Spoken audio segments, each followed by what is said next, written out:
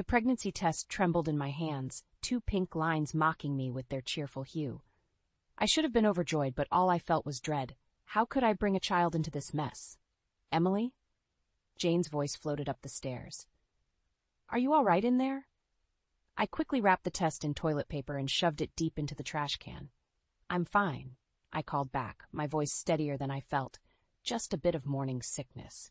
Jane, my sister-in-law and unexpected roommate, was waiting for me at the bottom of the stairs, her brow furrowed with concern. You look pale. Maybe you should see a doctor? It's nothing, I insisted, forcing a smile. Probably just something I ate. Jane's eyes narrowed, but she didn't push. That was one of the things I appreciated about her. She knew when to back off. Unlike her brother, my estranged husband Richard, who couldn't take a hint if it slapped him in the face. Well, if you're sure, Jane said, heading towards the kitchen. I made some ginger tea, if you'd like. It might help settle your stomach. I followed her, grateful for the distraction. Thanks, Jane.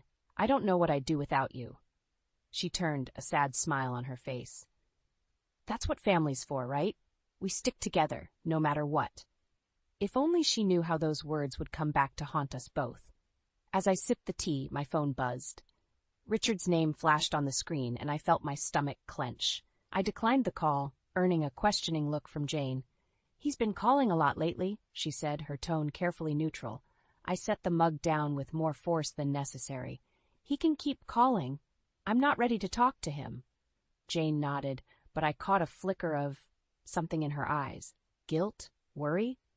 Before I could analyze it further, she changed the subject. I was thinking of heading to the farmer's market later. Want to come? The thought of facing crowds made my head spin. I think I'll pass, but could you pick up some of those strawberries I like?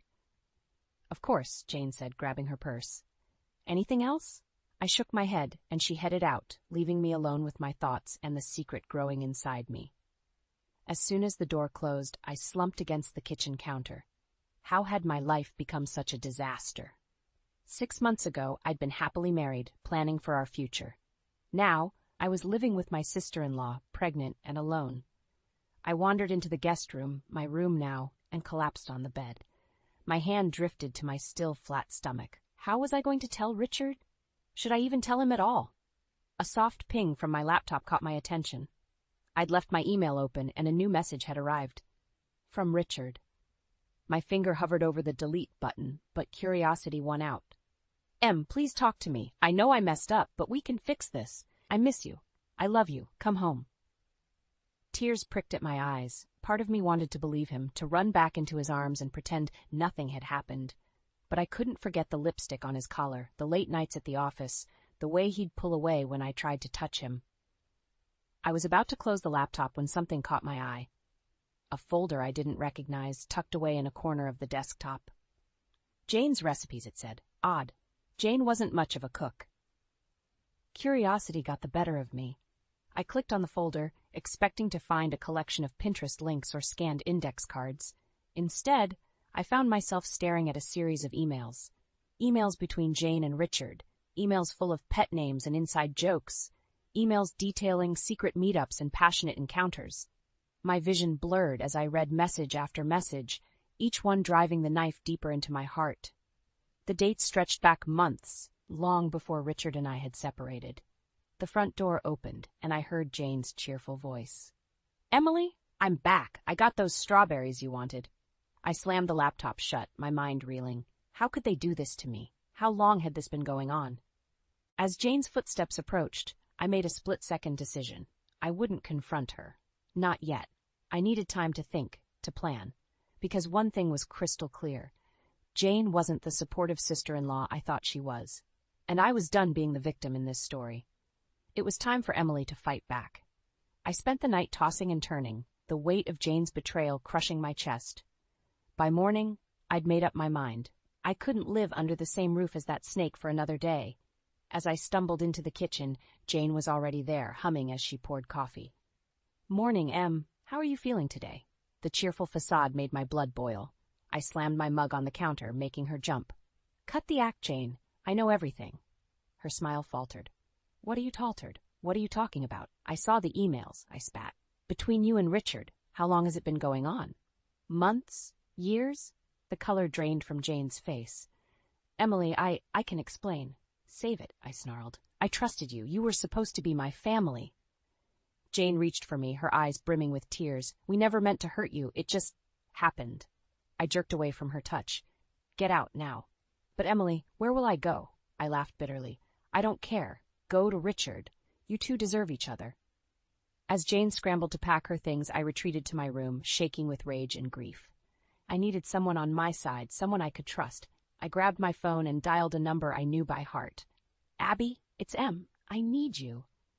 An hour later, I was sitting in Abigail's cozy living room, spilling out the whole sordid tale.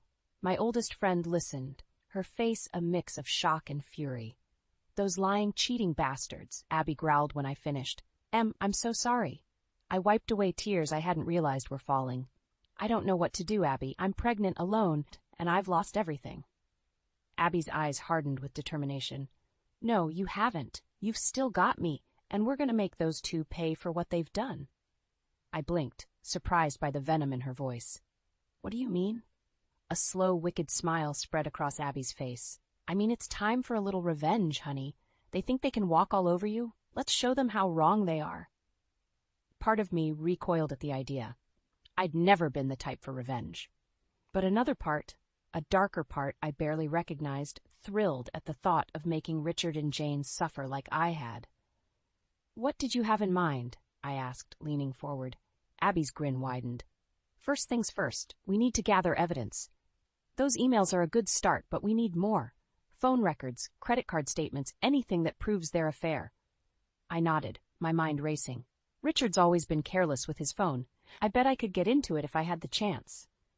Perfect, Abby said, and Jane's bound to slip up eventually. We just need to be patient and watch for our moment. As Abby outlined her plan, I felt a strange mix of excitement and fear. This wasn't like me. I'd always been the peacemaker, the one who avoided conflict. But the thought of Richard and Jane getting away with their betrayal made my blood boil. What about the baby? I asked, my hand instinctively going to my stomach. I don't want to drag my child into this mess. Abby's expression softened. We'll protect the little one, Em. But think about it. Don't you want your baby to have a mother who stands up for herself, who doesn't let people walk all over her? I hesitated, torn between my desire for justice and my fear of the unknown. I don't know, Abby. This all feels so wrong. What's wrong is what they did to you, Abby insisted. You're not the bad guy here, Em. You're just fighting back. As I left Abby's house that evening, my head was spinning with possibilities. Part of me was terrified of what we were planning, but another part, a part that grew stronger with each passing minute, was ready for war. I unlocked my phone, my finger hovering over Richard's number. It was time to set the wheels in motion. Richard? I said when he answered, forcing a tremor into my voice. Can we talk? I think I'm ready to work things out. As I hung up, I caught my reflection in a store window. The woman staring back at me looked different, harder, more determined. Emily the doormat was gone. Emily the Avenger had taken her place. And Richard and Jane wouldn't know what hit them. The next few weeks were a blur of secret meetings and clandestine phone calls. I played my part perfectly, convincing Richard and Jane that I was oblivious to their betrayal. Meanwhile, I was gathering evidence like a woman possessed. You're doing great, Em, Abby whispered as we huddled over my laptop, reviewing the latest batch of incriminating emails I'd managed to forward from Richard's account. They don't suspect a thing. I nodded, feeling a mix of pride and guilt. I never thought I'd be good at deception. Abby squeezed my hand. It's not deception. It's survival. Remember that. The weight of my growing belly reminded me of the stakes. This wasn't just about me anymore. One afternoon, I overheard Richard on the phone with Jane. My heart raced as I fumbled to set up the recording app Abby had installed on my phone. Can't keep this up forever, Richard was saying. Emily's bound to find out eventually. Jane's voice crackled through the speaker. So what if she does? She's got nowhere else to go. She needs us. I bit back a bitter laugh. If only they knew. The conversation continued, revealing details of their affair and their plans for the future, plans that didn't include me or my baby. By the time Richard hung up, my hands were shaking with rage and triumph. I had them. The next day, I met with Sarah Goldstein, the cutthroat divorce attorney Abby had recommended. Well, Mrs. Harrison, Sarah said, reviewing the evidence I'd gathered, I'd say you have a very strong case here. Infidelity, emotional abuse, potential alienation of affection. We can make things very uncomfortable for your husband. I leaned forward, my voice steady. And custody. What about my baby? Sarah's eyes softened slightly. Given the circumstances, I don't foresee any issues with you obtaining primary custody. We'll make sure your child is protected. As I left Sarah's office, a wave of nausea hit me. Morning sickness, or the weight of what I was about to do. I stumbled to a nearby bench, trying to catch my breath. Emily? A familiar voice made me freeze. I looked up to see Jane approaching, her face a mask of concern. Are you all right? What are you doing in this part of town? I forced a smile, my mind racing.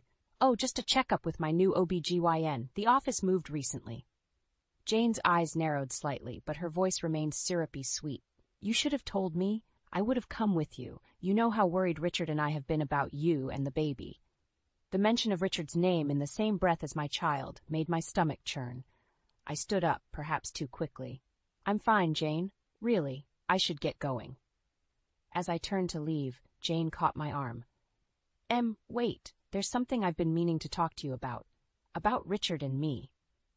For a moment, I thought she was going to confess. My heart pounded as I waited for the admission, the apology, anything that might make this easier. But Jane just smiled, her grip on my arm tightening slightly. We're so glad you're giving him another chance. Family is everything, right? I nodded mechanically, unable to trust my voice. As Jane prattled on about dinner plans and nursery colors, a cold realization settled over me. She wasn't going to confess. They were going to keep lying, keep pretending, keep using me until I had nothing left to give. In that moment, any lingering doubts I had about my plan vanished. I thought of the evidence safely stored away, of Sarah Goldstein's confident smile, of Abby's unwavering support. You're right, Jane, I said, my voice steady. Family is everything, and I'm going to make sure mine is protected no matter what. Jane's smile faltered for a moment as if she sensed the shift in the air. But before she could respond, I was already walking away, my steps purposeful and my resolve ironclad. The time for gathering evidence was over. Now it was time to act. The pain hit me like a freight train, doubling me over as I clutched my swollen belly. This couldn't be happening. Not now, not when I was so close. Emily! Jane's voice, thick with concern, cut through the haze of agony. Oh my God, we need to get you to the hospital. I wanted to refuse, to push her away, but another wave of pain left me gasping. Before I knew it, I was in Jane's car, speeding towards the emergency room. The next few hours were a blur of doctors, nurses, and machines. False labor, they said. The baby was fine, but I needed to stay overnight for observation. As I lay in the sterile hospital bed, exhaustion and relief warred within me. Jane never left my side, playing the role of concerned sister-in-law to perfection. I've called Richard, she said, squeezing my hand. He's on his way. I nodded, too tired to maintain my facade of ignorance. As the pain medication kicked in, I felt my eyelids growing heavy. I must have dozed off because when I opened my eyes again, the room was dark. Jane was still there, but something had changed. The mask of concern had slipped, revealing a cold, calculating expression I'd never seen before. She was on the phone, speaking in hushed tones. Just a false alarm. No, she doesn't suspect anything. We're still in the clear. My heart raced as I realized she was talking to Richard. I kept my eyes nearly closed, feigning sleep as I strained to hear more. I know, Jane continued, irritation creeping into her voice. But we can't rush this. Emily trusts me completely. If we play our cards right, we can get everything. The house, the money, even custody of the baby. The words hit me like a physical blow. They weren't just having an affair. They were plotting to take everything from me, including my child. Don't worry, Jane said, her voice dripping with false sweetness. I'll make sure Emily never finds out. As far as she knows, I'm her rock, her only support. She'll never see it coming. As Jane ended the call, I fought to keep my breathing steady, my mind reeling. How could I have been so naive? I'd known about the affair, but this was beyond betrayal. Oh, you're awake, Jane said, her concerned mask back in place as she noticed my open eyes. How are you feeling, sweetie? I forced a weak smile. Better, thanks. Has Richard arrived yet? Jane's eyes flickered with something. Annoyance? Fear? Before she smoothed her features. Not yet, but he's on his way. Don't worry. I'm here for you. The irony of her words made me want to scream, but I swallowed it down. You're so good to me, Jane. I don't know what I'd do without you. She patted my hand, and it took every ounce of self-control not to recoil from her touch. That's what family is for, right? As Jane turned away to adjust my pillows, I caught sight of my phone on the bedside table. I needed to warn Abby, to tell her what I'd overheard. But how could I do it with Jane hovering over me? Just then, a nurse entered the room. Mrs. Harrison, we need to run a few more tests. I'm afraid I'll have to ask your sister-in-law to step out for a bit. Jane hesitated, but the nurse was insistent. As soon as the door closed behind her, I grabbed my phone with shaking hands. Abby, I whispered urgently into the voicemail. It's worse than we thought. They're not just having an affair. They're planning to take everything, including the baby. We need to move fast. Call me as soon as you get this. As I ended the call, a strange calm settled over me. The time for hesitation was over. Jane and Richard had shown their true colors, and now I knew exactly what I was up against. My baby kicked, as if sensing my resolve. I placed a protective hand over my belly, a fierce determination burning in my chest. Don't worry, little one, I murmured. Mommy's going to fix this, and heaven help anyone who tries to stand in our way. The day I decided to confront Richard dawned bright and clear, a stark contrast to the storm raging inside me. I'd rehearsed this conversation 1,000 times in my head, but nothing could have prepared me for the reality.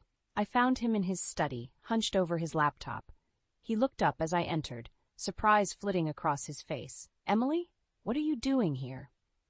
We need to talk, Richard, I said, my voice steadier than I felt. About us, about Jane. The color drained from his face. What about Jane? I took a deep breath, steeling myself. I know about the affair. I know about your plans to take everything from me, including our baby. Richard's shock quickly morphed into anger. He stood up, towering over me. You've been spying on me? On us? I didn't have to, I shot back. You two weren't exactly subtle. He ran a hand through his hair, pacing the room like a caged animal. You don't understand, Emily. Things haven't been right between us for a long time. Jane, she gets me in a way you never did. The audacity of his words stung, but I held my ground.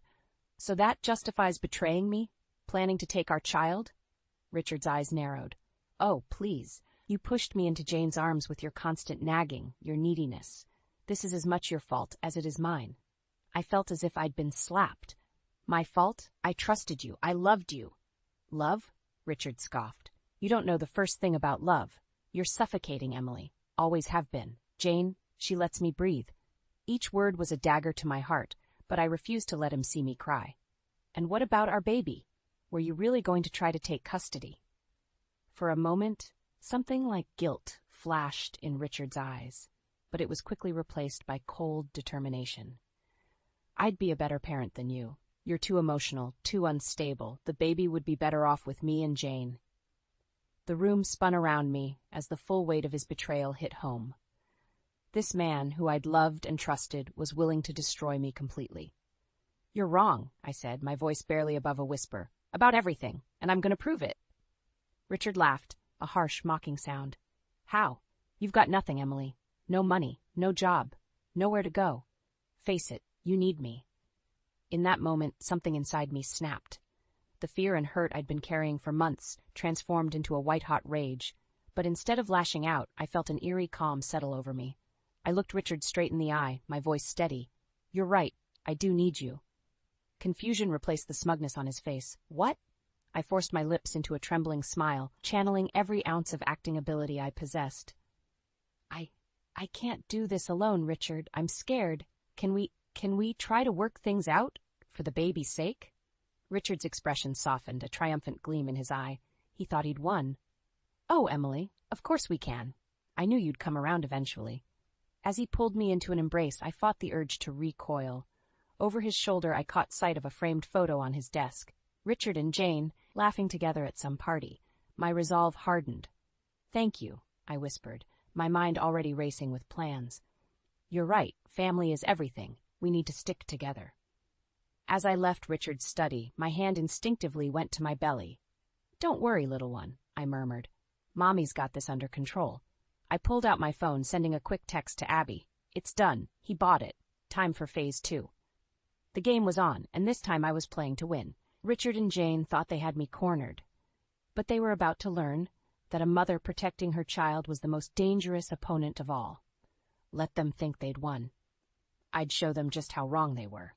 The weeks following my confrontation with Richard were a whirlwind of secret preparations and careful deceptions. On the surface, I played the role of the forgiving wife, smiling sweetly at Richard and Jane while my insides churned with disgust. "You're doing great, Em," Abby whispered during one of our clandestine meetings. "They don't suspect a thing." I nodded, my hand resting on my ever-growing belly. I just hope it's enough. With Abby's help and Sarah Goldstein's legal guidance, I began piecing together my new life. We found a modest apartment across town, far from Richard's reach. I started transferring small amounts of money from our joint account to a new one in my name only, careful not to raise any red flags. One afternoon, while Richard was at work and Jane was out shopping, I snuck into Richard's home office. My heart pounded as I copied financial documents and downloaded emails from his computer. Each piece of evidence was another nail in the coffin of their betrayal. As my due date approached, the pressure intensified. Richard and Jane grew more affectionate, more solicitous. Their saccharine concern made me want to scream, but I held it together, knowing the end was in sight. "We should start thinking about names," Richard said one evening, his hand on my stomach. It took every ounce of willpower not to flinch away. "Of course," I replied, forcing a smile. "I was thinking maybe Sarah for a girl." Jane, lounging nearby, perked up. "Oh, that's lovely. Sarah Harrison has a nice ring to it." I bit back a bitter laugh. If only they knew. The next day, I met with Sarah Goldstein to finalize our strategy. "Everything's in order," she assured me, her eyes gleaming with determination. "We've got them dead to rights, Emily. They won't know what hit them." As I left her office, a wave of dizziness washed over me. I steadied myself against a wall, taking deep breaths. The stress was taking its toll, but I couldn't falter now, not when I was so close. That night, as I lay in bed pretending to sleep, I overheard Richard on the phone with Jane. "It's almost time," he whispered. "Once the baby's born, we'll make our move. Emily won't know what hit her." Tears pricked my eyes, but I blinked them away. They thought they had me cornered, but they were in for a rude awakening. The next morning, I put the final pieces of my plan into motion. I called my boss, spinning a tale about needing extended leave due to pregnancy complications. In reality, I'd already secured a new job starting in a month, thanks to Abby's connections. As I packed a small bag with essentials, hiding it in the trunk of my car, a sudden pain gripped my abdomen. I gasped, clutching my belly. No, not now. It was too soon. Another contraction hit, stronger this time. Panic rose in my throat. This wasn't part of the plan. I wasn't ready. With shaking hands, I dialed Abby's number. "It's happening," I choked out. "The baby's coming." "Stay calm," Abby said, her voice steady. "I'm on my way. We can do this, Em. Just hold on." As I ended the call, I caught sight of myself in the mirror. The woman staring back at me looked terrified, but there was a steely determination in her eyes that I barely recognized. "We can do this," I whispered to my reflection, to my unborn child. "We're stronger than they think." Another contraction ripped through me, and I gritted my teeth against the pain. Time was up. Ready or not, my new life was about to begin. And Richard and Jane? They were about to learn that they'd underestimated me for the last time. The contractions were coming faster now, each one a reminder that time was running out. Abby burst through the door, her face a mix of panic and determination. "We need to go, Em, now." I nodded, gritting my teeth against another wave of pain. "The bag in the car." As Abby helped me to her car, I caught sight of Jane's SUV turning onto our street. My heart raced. We were cutting it too close. "Drive," I gasped as Abby started the engine. "Don't stop for anything." We peeled away, just as Jane pulled into the driveway. In the rearview mirror, I saw her confused face, phone already in hand. No doubt calling Richard. Between contractions, I fumbled with my phone, pulling up the pre-written message I'd prepared for this moment. With trembling fingers, I hit send. To Richard, "By the time you read this, I'll be gone. I know everything. The affair, your plans for our baby. It's over. Divorce papers are on the kitchen table. Don't try to find me." I switched off my phone, tossing it into my bag. There was no going back now. "Hospital?" Abby asked, her knuckles white on the steering wheel. I shook my head.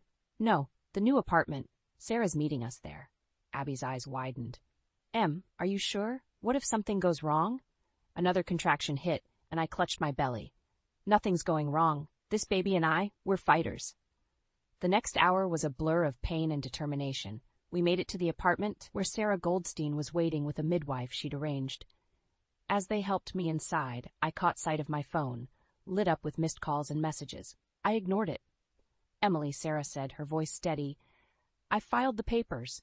As of an hour ago, you're legally separated. Richard can't touch you or the baby without going through me. Relief washed over me, quickly replaced by another contraction. I screamed, the sound echoing off the bare walls of my new home. Hours passed in a haze of pain and pushing. Just when I thought I couldn't take any more, a new sound filled the room, the strong, healthy cry of my daughter. She's beautiful, Em, Abby whispered, tears in her eyes as she placed the tiny bundle in my arms. I looked down at my daughter's face, overcome with a love so fierce it took my breath away. Hello, Sarah, I murmured. Welcome to the world. As if on cue, a commotion erupted outside. Richard's voice, angry and desperate, carried through the door. Emily, I know you're in there. You can't do this. Sarah moved to the door, her voice cold and professional. Mr. Harrison, you're trespassing. Leave now, or I'll call the police. That's my child, Richard shouted. You can't keep me from my child. I held Sarah closer, my heart pounding. We'd known this moment would come, but the reality was terrifying. Emily, please, Richard's voice cracked. We can work this out. I'm sorry. I'll do anything. For a moment, I wavered. The pain in his voice tugged at something deep inside me.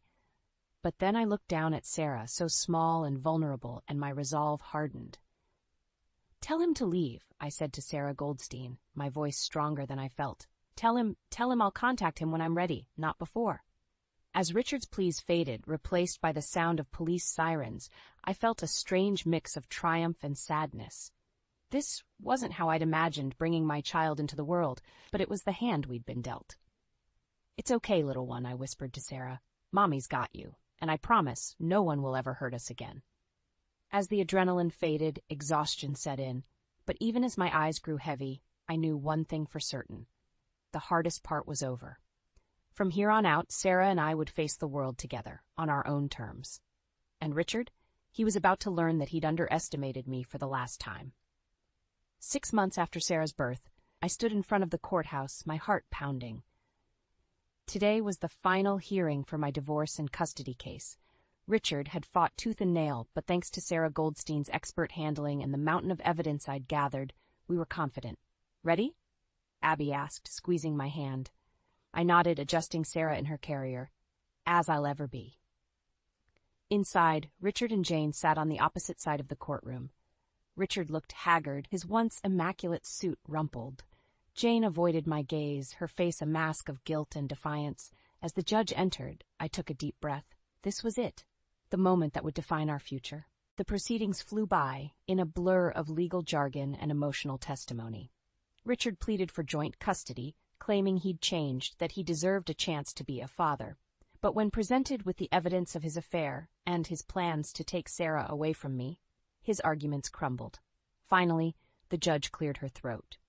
In light of the evidence presented, I hereby grant full custody of Sarah Harrison to Emily Harrison, with Richard Harrison granted supervised visitation rights. Relief washed over me, so intense I nearly collapsed. We'd done it. Sarah was safe. As we left the courthouse, Richard approached, his eyes red-rimmed. Emily, please, can we talk? Part of me wanted to ignore him, to walk away and never look back. But as I looked down at Sarah, peacefully sleeping in her carrier, I realized something. She deserved to know her father, even if he'd made terrible mistakes. You can see her, I said, my voice steady, but only under supervision, and only if you agree to counseling. Richard's face crumpled with relief and gratitude. Thank you, Emily. I promise. I'll do better. As he walked away, I felt a weight lift from my shoulders. It wasn't forgiveness, not yet, but it was a start. Back at my new apartment, I was surprised to find my neighbor Sarah waiting with a homemade casserole. Over the past months, she'd become a dear friend, always there with a kind word or a helping hand. I thought you might need this after today, she said, her smile warm. As we sat talking over dinner, Sarah suddenly grew serious. Emily, there's something I need to tell you. I'm not just a neighbor. I'm actually a family mediator and therapist. I blinked, surprised. Why didn't you say anything before? Sarah shrugged. I wanted to be your friend first, but now I think I might be able to help. If you're interested, I could mediate between you and Richard, help you both learn to co-parent effectively. I considered her offer, thinking of Richard's broken expression at the courthouse. I think I'd like that, for Sarah's sake. As Sarah left that evening, I stood by the window, watching the sunset. So much had changed in a year. I'd lost a husband, gained a daughter, and discovered a strength I never knew I possessed. I looked down at Sarah, sleeping peacefully in her crib. We did it, little one, I whispered. It's just you and me now, but we've got this.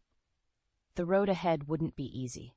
Co-parenting with Richard, building a new career, raising Sarah on my own, each day would bring new challenges.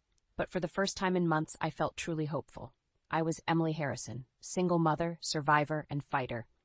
And I was ready for whatever life threw my way next.